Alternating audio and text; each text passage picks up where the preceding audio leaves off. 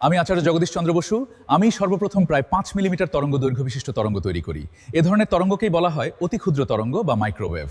উদ্ভিদও জীবিত এবং তারা আলো, তাপ ও স্পর্শের প্রতি প্রতিক্রিয়া জানায়, আমি বিশ্ববাসীকে জানাই। এটি উদ্ভিদ বিজ্ঞানে এক বিপ্লবী ধারণা ছিল। আমি ক্রেস্কোগ্রাফ যন্ত্র তৈরি করি।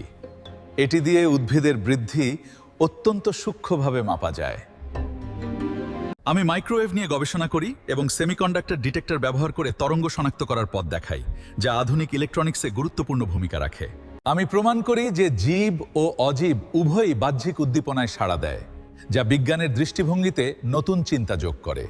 নমস্কার, ভালো থাকবেন। আর এইরকম নতুন নতুন কেবল প্রথমের উপর তথ্য জানার জন্য আমাদের চ্যানেল ফার্স্ট ইনফোকে লাইক ও সাবস্ক্রাইব করুন। সঙ্গে থাকুন।